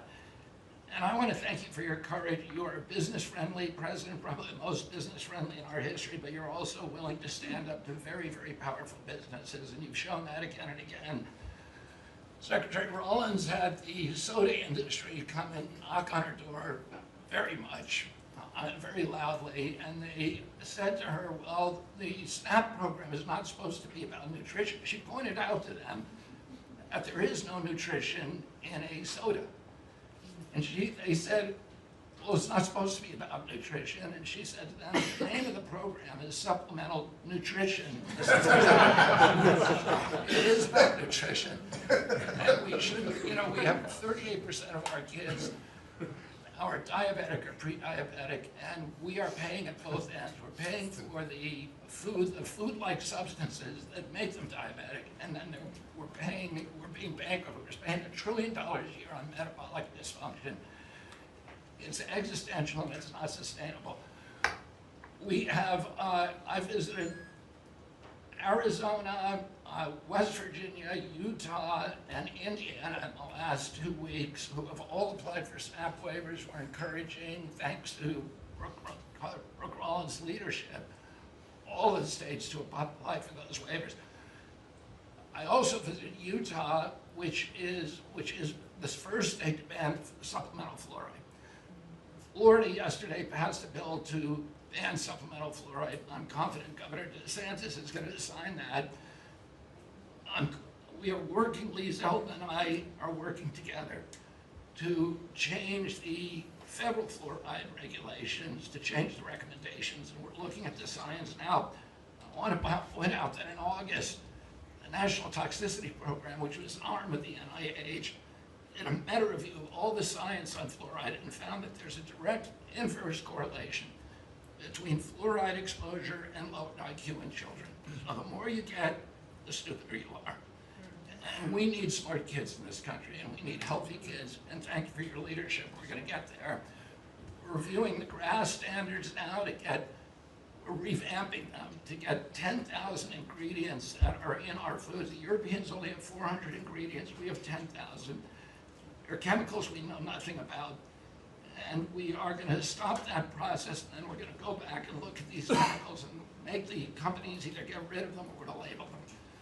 We've launched Operation Stork Speed, and we're going full speed ahead to make sure that we have good, high-quality milk for children. We have launched the autism study at your direction. By September, we'll have some of the first answers. Within 6 months of that, we will have definitive answers, not only for autism, but for the etiology of a whole range of autoimmune diseases that have become epidemic in our children. We have ended HHS as the role as the vector, the principal vector in this country for child trafficking. And during the Biden administration, HHS became a collaborator in child trafficking and for sex and for slavery. And we have ended that, and we're very aggressively going out and trying to find these children, the 300,000 children that were lost by the Biden administration. And we have ended funding for gender mutilation surgeries and other kind of gender dysphoria practices, and thanks to Elon, we have saved $67 billion at our agency without compromising any of our critical programs. Mr. President, I want to thank you for your vision, for your leadership, for giving me the 100 busiest days of my life, and most exciting and most rewarding. And there's, over the next 100 days, we're going to do much, much more. That's good. Thank you very much, Barry. Very good, very important. Thank you. Doug, please. Well, President Trump, on your first day in office, you wisely declared a national energy emergency. And this was essential because it was the signal that we're going to go 180 degrees from the disastrous and dangerous Biden policies that were based on a climate ideology that was the root cause of the inflation in this country. It was the root cause of wars abroad. It was the root cause of our manufacturing disappearing from our country. We can't have energy security. Without energy security, we can't have national security, and you understood that. But now with everything that's flowed from that, dozens of other EOs that you've done, America is back in the energy business. As Chris said, there's been a signal that's sent around the world. Capital is flowing, coming back in. The smart money is coming to this country. and now you've given us a chance to win the AI arms race against China. We know we're up against a formidable competitor. China opened up 94 gigawatts of coal in the last year. That's more than all of California and all of New York combined in the last year. We've had presidents in the past, the Biden administration, that were running away, again, under this climate ideology. You've embraced baseload power in this country. I'll never forget standing in the East Room with you, surrounded by the coal miners around this country, where you said, hey, big, beautiful coal. As we work to try to identify the balance sheet of America, our earliest estimate is that the coal resources in America, just on public lands, could be worth $8 trillion with a T. That was all going to be taken off our balance sheet if we weren't going to touch it. But now we're back in the business. I was 1,800 feet underground in a coal mine in Alabama a couple weeks ago. They do metallurgical coal. Without metallurgical coal, we can't produce steel. This is a plant. This is a plant that would have been in a mining operation that would have been shut down under the Biden administration. What we're doing here, back in the business, we're doing leasing. We're leasing for oil and gas. We're leasing for timber with Brooke Rollins. We're leasing for grazing. We're leasing for critical minerals, which is key. And when we lease the public lands appropriately and by the law to do that, we're bringing in revenue. We're bringing in jobs. We're helping strengthen America. And so we're treating our natural resources like the American balance sheet they are. And America's resources, the 700 million acres of surface that's public, the 700 million of subsurface, the 2.5 billion offshore, all contain what we need to have self-sufficient supply chains. And so in this, we're focused deeply on critical minerals.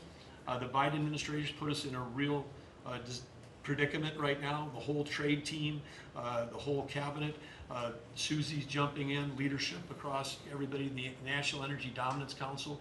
But of the top 20 critical and rare earth minerals that we need for defense, that we need for industry, China's controlling 85% of the refining for that.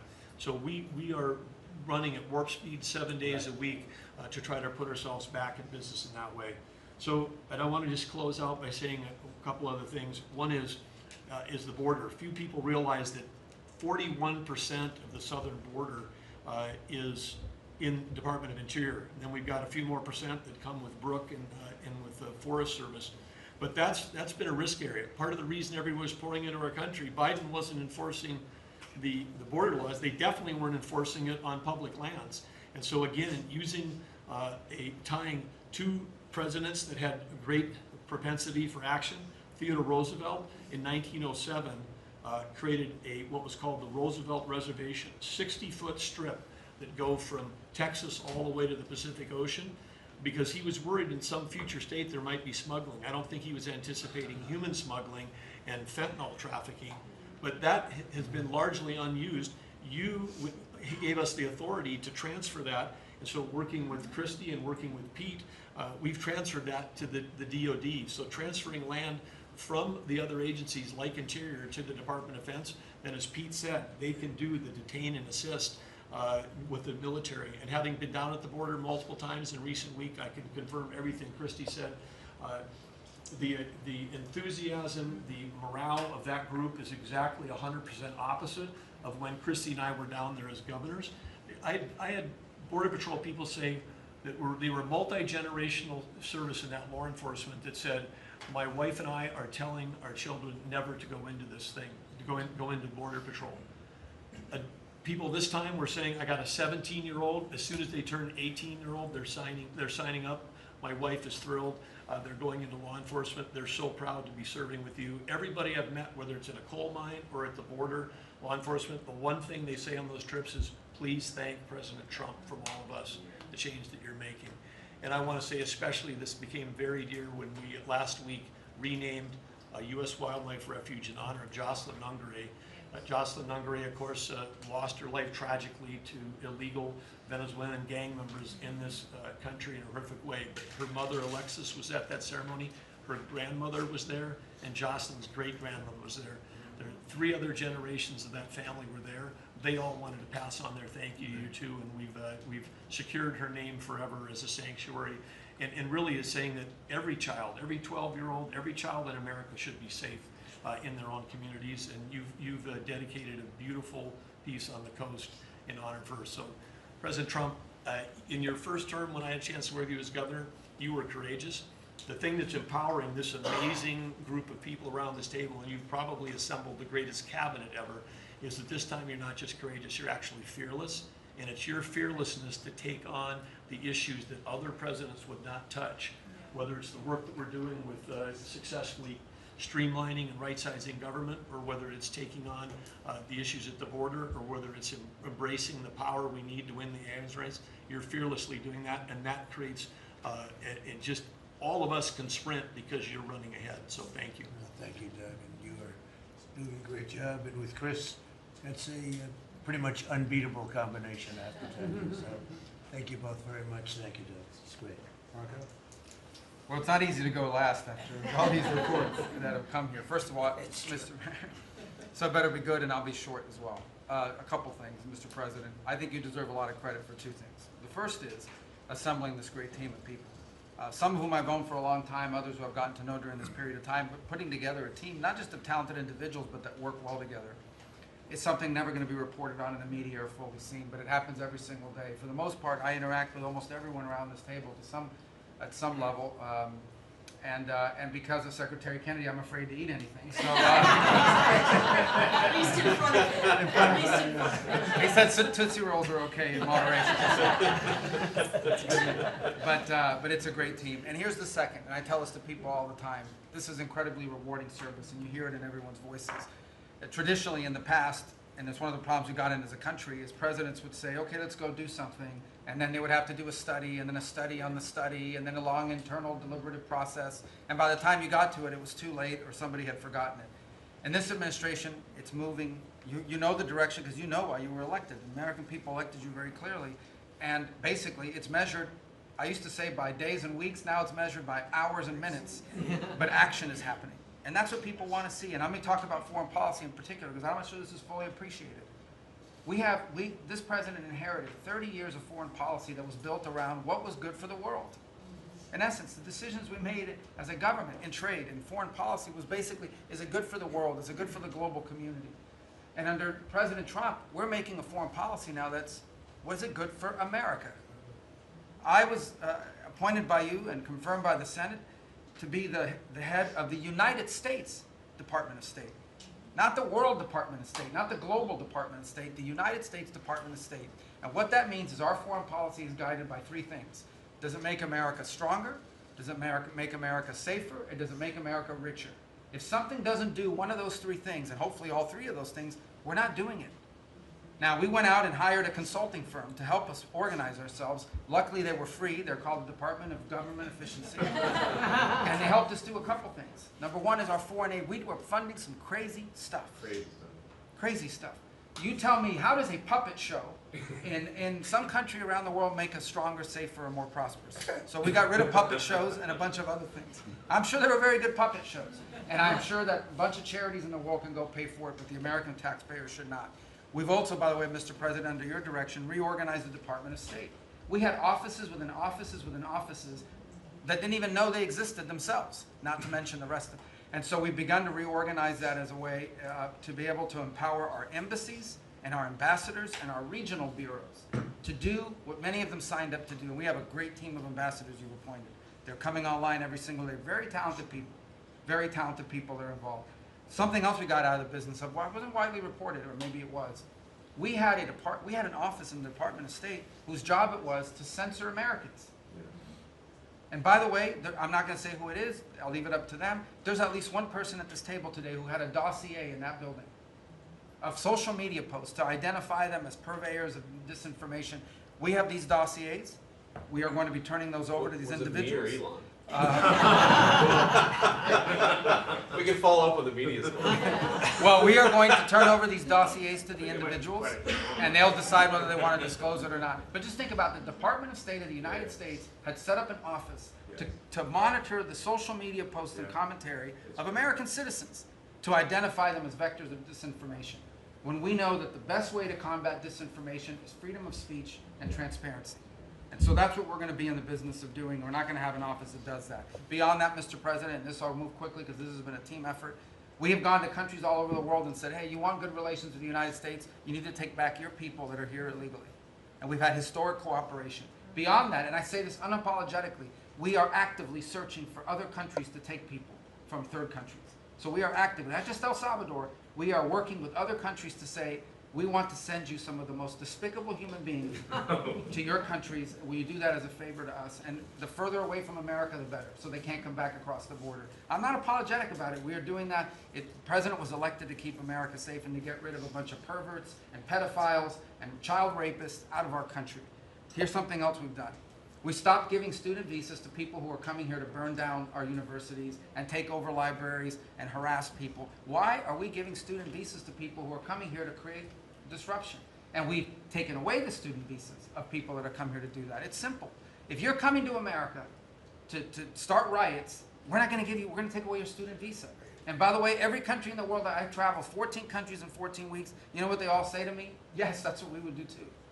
So the only people who seem to disagree with this are a handful of federal judges and a bunch of crazy people who get paid to write and report. So anyway, we're getting rid of that. The last, but now here's some good news.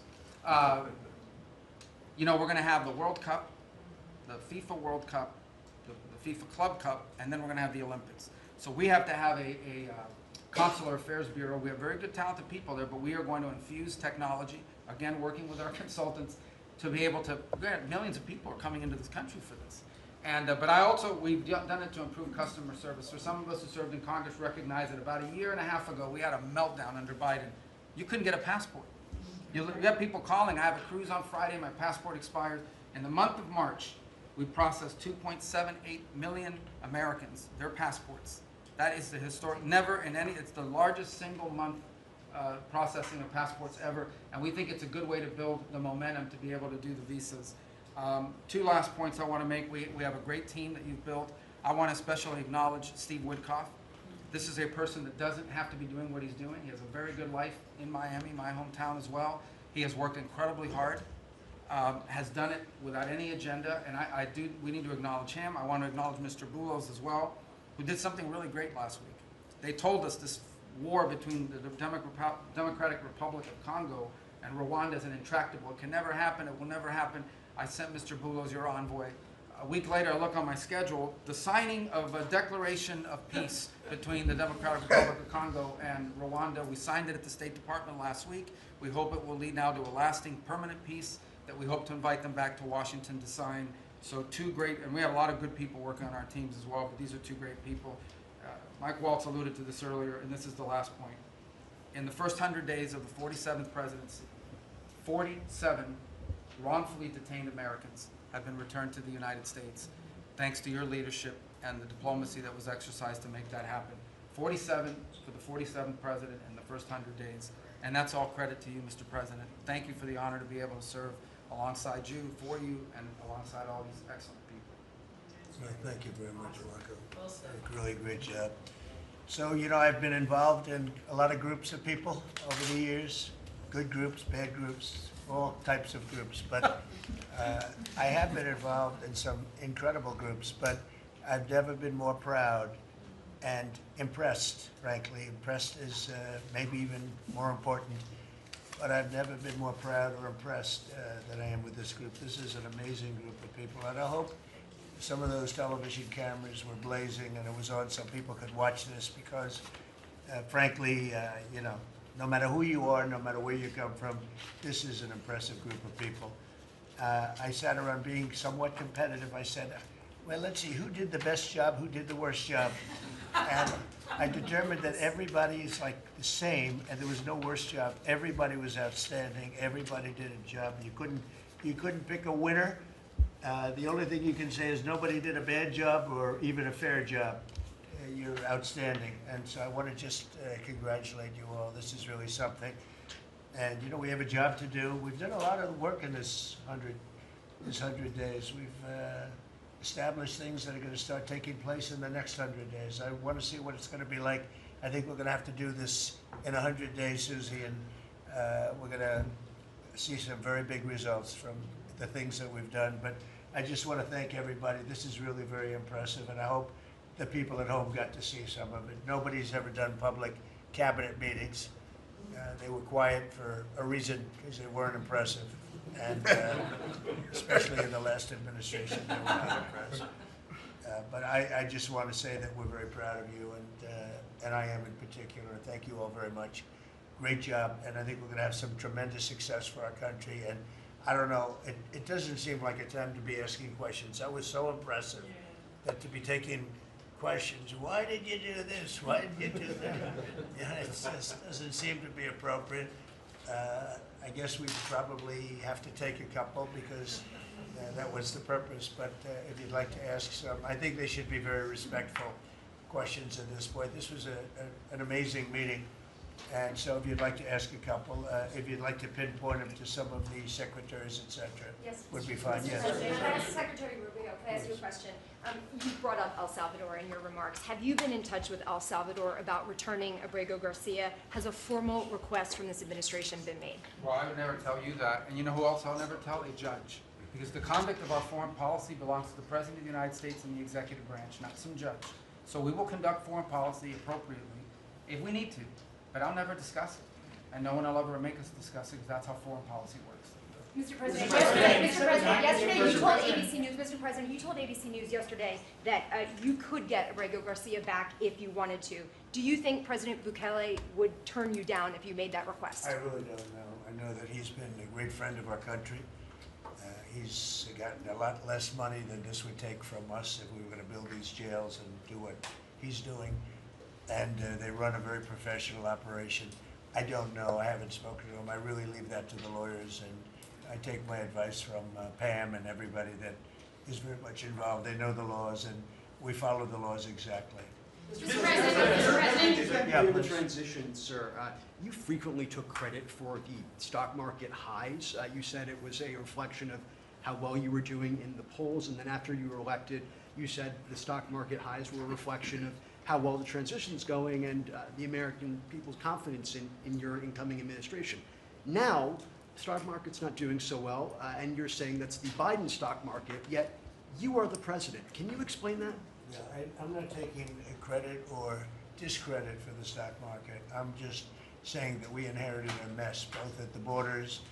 You could look at every single one of the people here, and no matter who it is, they're doing better, and they are far superior to what took place for 4 years before us. When you look at prisoners being allowed to come into our country at will, just at will, people from mental institutions, gang members, drug dealers, when you look at that, what they've done to our country, and also having to do with finance, look at what happened with inflation. We had the worst inflation probably in the history of our country. They say 48 years, but I would say in the history of our country, it ate away at people. And even though you saw a stock market going up somewhat, because in my case, I had the biggest stock market increase, 88% in the last term, in my last term. But I don't view the stock market as the end all. It's an indicator. But what the stock market really tells you, and when you look at the stock market in this case, is it says how bad a situation we inherited. I took place, this is a quarter that we looked at today, and we took all of us together. We came in on January 20th. So this is Biden, and you could even say the next quarter is sort of Biden because it doesn't just happen on a daily or an hourly basis. But we're turning it around. It's a big ship to turn around, and we're going to have the greatest country financially in the history of the world, I believe. I think we're going to do things that, and we had to do it. We reset the table. We were being ripped off by every single country with just about, without exception. I'd have to really think hard for who hasn't taken advantage. And I don't even blame those countries. I blame the person that was sitting right here where I am for allowing it to happen, where our country was ripped off on trade, hundreds of billions of dollars, and now we're doing better than we've done in a long time. You know, we were losing $4 to $5 to even $6 billion a day on trade with Biden. And now we have it down to a very manageable number, and the tariffs, for the most part, haven't even kicked in yet. So that's the way. Stock markets, to me, are an indication. But the big indication is what's happening, and the people around the table know what's happening. Yes. The Ukraine minerals deal is set to be signed in 24 hours or What's so. it? Is it true that the Ukraine minerals deal is about to be signed in the next 24 hours or so? There's some reports saying that. And if it's true, has the deal changed at all from the last time we heard about it? Well, I'll ask Scott to answer the question because he's responsible for it. Yeah, our side's ready to sign. Ukrainians decided last night to make some last-minute changes. We're sure that they will reconsider that, and we are ready to sign this afternoon if they are. Can you talk about those last minute changes? What was removed or put in its place? Nothing's been removed. It's the same agreement that we agreed to on the weekend. No changes on our side. Just to put that in perspective, though, when I came here, I said, how much money have we given to Ukraine? The real number is about $350 billion. It's unthinkable. And we had no security, we had no nothing. We were just pouring money there, unsecured money, putting it in banks, and anybody could have taken it out. You know, anybody over there, it was their decision. I've never seen anything like it. Europe, on the other hand, which is obviously that whole situation is much more important to Europe because we have an ocean in between. But Europe gave about $100 billion. It's a lot of money. It's a big sacrifice they made also. But they gave much less than we did. And their money is secured, totally secured, by deposits in banks. The deposits are largely Russian deposits. That's what Europe did, but their money is secured. So they gave $100 billion totally secured. We gave money like it's throwing it out the window. And it was done by Biden, and this is Biden's war. This isn't Trump's war. I'm trying to get out. And more than the money, they're losing about 5,000 young Russian and Ukrainian soldiers a week, mostly. There's some people also being killed in towns where missiles should not have been shot, small cities and towns. But we are trying to save the lives of about 5,000 young, mostly soldiers, that are losing their lives a week. I see satellite photos, probably off one of his satellites, come to think of it. But I see satellite photos every week of fields with arms and heads and legs scattered all over. It's a violent, violent, horrible situation. And more important than the money, I want to save the lives of people from other countries that are dying so stupidly, so needlessly, and they're dying. But I said, what are we doing? How did we get into this war? Would have never happened if I were president. Everybody knows, and it didn't happen for 4 years.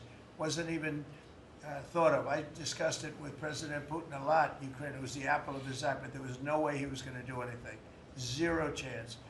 And I said, you know, we feel foolish. The Europeans are putting up money. It's totally secure. They get the money back. We're putting up much more money.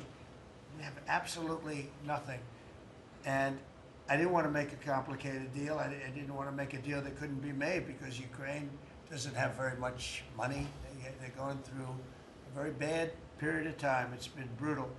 But I felt very foolish being a judge. So I said, well, we want something for our efforts beyond what you would think would be acceptable.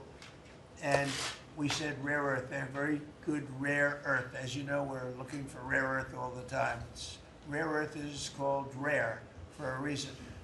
And they have a lot, and we made a deal where our money is secure, where we can start digging and doing what we have to do.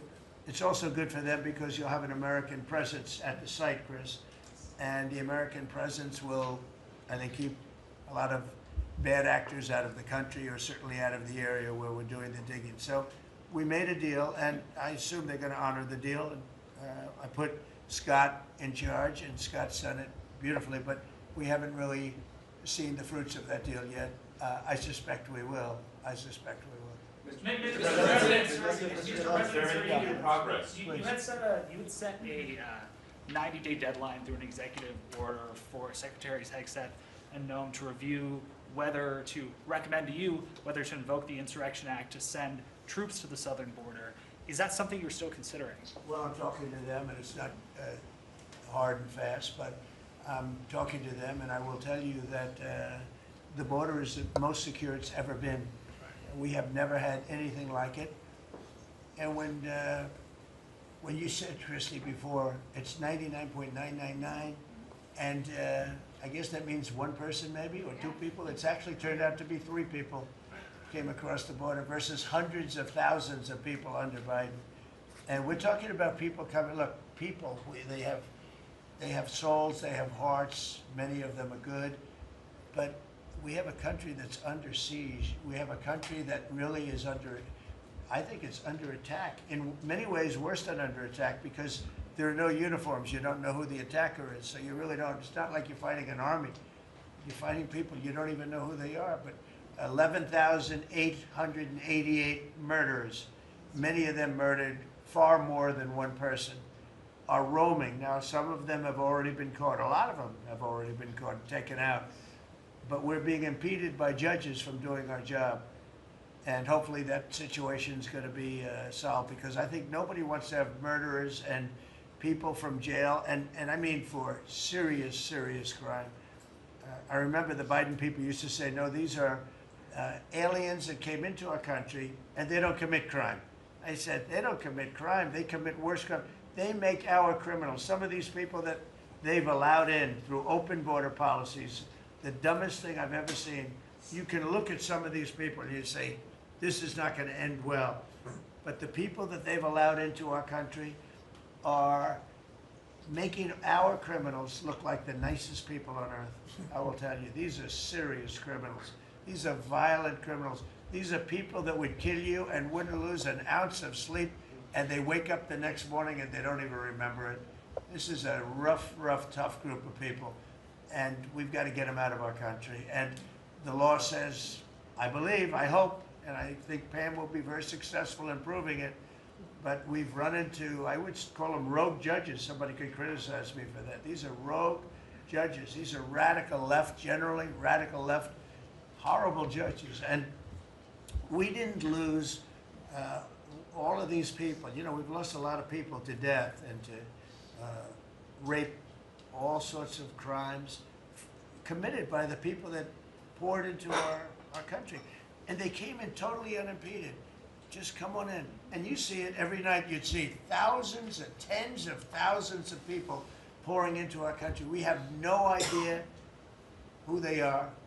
And to this day, we're looking for people. We have no idea. We hear that we have terrorists in our country that are so bad, they couldn't stay in any other country, but we're getting them out. And the group between Pete and Kristi and Tom Holman and everybody working together, people that you would least suspect are reporting them, getting, and the public is reporting them. The public is seeing. The public is calling and they're saying, you know, I live in a house and next to me moved in a group of people and they are very violent, and would go and would find out and would say, yeah, you're right, they were really violent, and we have information on most of them. So I just think it's incredible what's taken place. But we right now have a very, very secure border. Right now we have the most secure border in the history of our country, so I don't think we have to worry about your question too much. Mr. President, as Prime Minister of Canada ran against, not only against the Conservatives, but also against you. Yesterday, yesterday he spoke about American betrayal. Are you interested in rebuilding relations with Canada, and if so, how?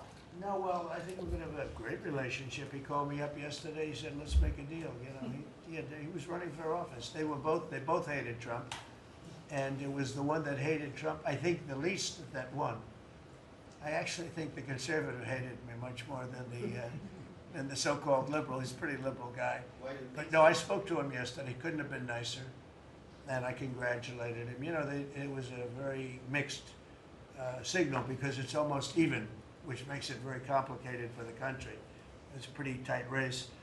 But he's a very nice gentleman, and he's going to come to the White House very shortly, within the next week or less. Mr. President, when will you speak to President Xi of China? That'll happen. I mean, look, right now, and I told you before, they're having tremendous difficulty because their factories are not doing business. They made $1 trillion with Biden, $1 trillion, even $1.1 trillion with Biden selling us stuff. Much of it we don't need. You know, somebody said, oh, the shelves are going to be open. Well, maybe the children will have $2 instead of $30, you know. and maybe the $2 will cost a couple of bucks more than they would normally. But we're not talking about something that we have to go out of our way. They have ships that are loaded up with stuff, much of which, not all of it, but much of which we don't need. And we have to make a fair deal. We've been ripped off by every country in the world, but China, I would say, is the leading one, the leading candidate for the chief ripper offer. There has never been a country that's been ripped off more than the United States of America under some of the dumbest leadership. And it usually starts with the president. And you can go back, and I'm not just talking about Biden. It's been the worst. I mean, the trade deficits and everything else, he's been the worst. But he had no idea what he was doing. And I think somebody ought to look at the auto pen to find out who was really running this country, because it wasn't Biden. Because nobody could agree to what he agreed to. I mean, he put our country at risk, at tremendous risk, and fiscal risk, financial risk. So I think we have it very much. I really believe that the next 100 days is going to be even better than this. Look, I read an editorial yesterday from a group that normally wouldn't write a good, that this is the most consequential presidency in history, in the history of our country. This is not a particular group that would write that kind of an editorial, but they see what we're doing and what we had to do. And I believe if this group, not just me, if this group wasn't here, I think our country was going to be in, if it was lucky, just serious trouble, but a lot worse than that. I think our country could have been a total disaster. Bad things were happening with our country, and we've stemmed the tide, we've turned it around, but we're going to really turn it around over the next 3 years, 3.5 years, we're going to turn it around, and then hopefully it'll be in such great shape. That's my goal, to put it in such great condition that it can't be destroyed. Do you believe You mentioned this last night in your speech in Macomb, but we're facing an unprecedented situation where there's a lot of abuses of nationwide injunctions, sort of seemingly designed to curtail your power, specifically when it comes to deporting these illegal, violent aliens that came in under the previous administration. Have you spoken to your team about ways to mitigate this and continue to deliver for the American people on that aspect? There are ways to mitigate it, and there's some very strong ways. There's one way that's been used by 3 very highly respected presidents, but we hope we don't have to go that route. But there is one way that has been used very successfully by 3 presidents, all highly respected, and hopefully we don't have to go that way. But there are ways of mitigating that. I want to thank you all very much. I thought this was an incredible cabinet meeting. I think there's probably has never been a cabinet meeting like this, and you've never seen it on tape, that I can tell you. And I want to just congratulate everybody at the table, but we have a lot of work to do, but we're off to a great start. Thank you very much, everybody. Do you enjoy, Mr. President, in the White House back second time? Thank you, How's everybody. your life here? Thank you, everybody. I'm working hard. I like my life. I'm working hard, but I like it because we're doing a lot of good for a lot of people. Thank you very much. Thank you. Thank you, everybody. Thank you,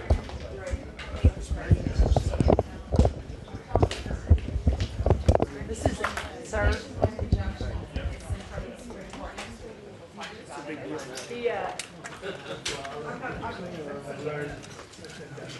The